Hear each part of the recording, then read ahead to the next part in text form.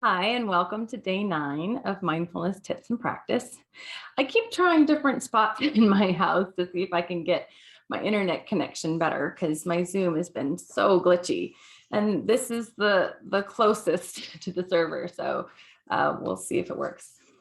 Anyway, I'm wondering how you're doing with your thoughts and if you're able to use the tips that I've been bringing you to kind of work with those thoughts a little bit and not get so caught up in the story.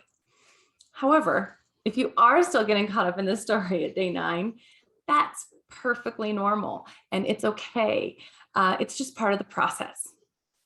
The beauty of it is that the brain is malleable, right? We have neuroplasticity and we can build different neural pathways throughout our lifetime. And every time you get caught up in a thought and kind of drift off, it's that moment that you recognize you're caught up and you bring it back to the present. You're actually building those neural pathways to come back to the present. So it's going to get easier and easier over time. And it's also going to allow you to stay more present in the moment, not just when you're doing mindfulness practices, but all the time, because you're training that brain to do that process, right? So what's happening to those neurons and those neural pathways is the myelin sheath is building stronger and supporting that. So, neurons that fire together wire together, and that's what's happening. And the more we do it, the stronger that bond becomes, and the more it becomes just routine and pattern. We don't have to try to do it so much. It's very similar to if you're driving somewhere new and you have to use your Google Maps to get there or whatever map navigation system you're using, and you have no clue where you are, but you're just kind of figuring it out as you go and following road to road. And eventually, if that's something you do every single day, you don't even remember half the time the streets that you're on. At first you memorized each one and where to make a left and where to make a right and so on and so forth. But after a while, you just know how to get there. And sometimes you don't even notice that you got there. Like you're so out of it. You drove from point A to point B and you're like, oh, I'm already here. How'd that happen? It's the same concept in that, over time, doing it repetitively, it became the norm. Well, that's how anything is when you build those neural pathways. Coming back to present. Same for learning, math. If you have memorization to do with math facts, such as multiplication or addition or things like that, right? Anything that becomes routine becomes easier because of those neural pathways. And that's why that learning curve when you're first starting out is pretty hard. All right, so let's move on from there. I want to continue with thoughts a little bit. Thoughts are a big part of our life. Current research says we have 6,000 thoughts or more a day. Past research said that we had up to 50 or 70,000, right? And I think that might be on the extreme end. So maybe some people have that many, or some days you have that many, but it can be as little as 6,000.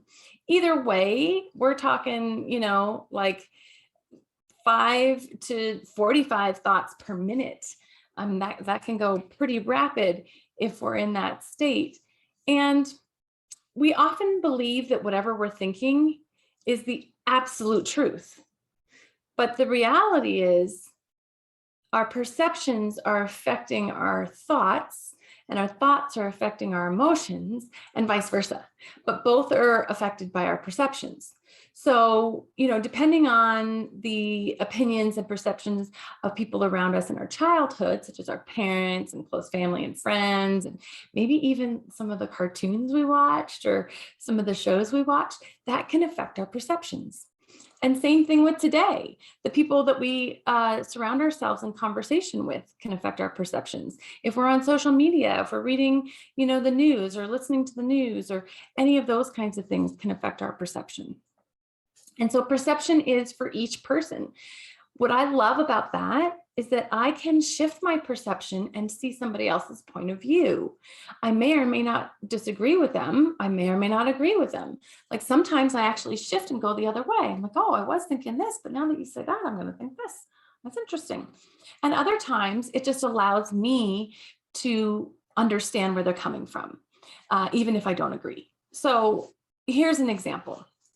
As a school teacher, I taught many, many years. I come from a family of teachers. Both my parents taught, 40 plus years.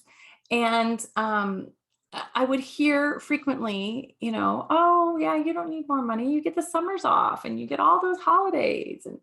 And that's just a perception because that person doesn't teach. I know that I worked every weekend. I know that I stayed up till midnight most school nights, making my lessons better than how they showed up at my desk, right? So that my students were more social emotional learning embedded, so that I could meet my kids right where they were at. I know how hard I worked. Those other people, not necessarily. I know how much time I put in. My school day was not 8:30 to 3:30. No way. It started way before 8:30 and it ended way after 3:30. So my perception of it is different. Again, I'm not going to agree with them, but I'm going to understand where their perception is.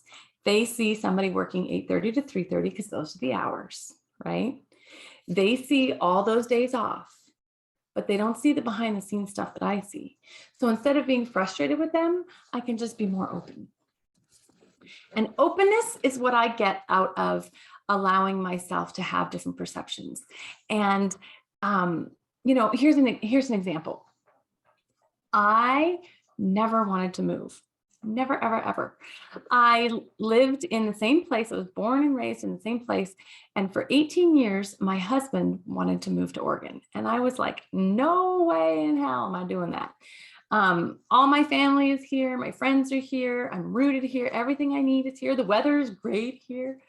And I had a perception that I would be miserable if I went to Oregon or anywhere else for that matter. I couldn't think of anywhere that I would enjoy. And then eventually I just tried it. I just opened myself up to a different perception just to see where I would go. And I got here to Oregon. I've been here a year and a half now, and I love it. I love every single season. I love all the nature. I mean, my husband was walking to town the other day and saw a bald eagle right there in town. Like, wow, that is phenomenal. I am so happy here. My lifestyle is better than it was in California. My stress levels are down. I'm not having to work as hard. Anyway, all this stuff, right? So I now have a new perception, and I realized that my old perception for 18 years stopped me from doing something that could have helped me. So recognizing that I'm able to work with my perceptions and my thoughts and my emotions, and they're not always the truth, is really helpful. Anyway, I hope that helps you too. And I look forward to seeing you tomorrow. Bye.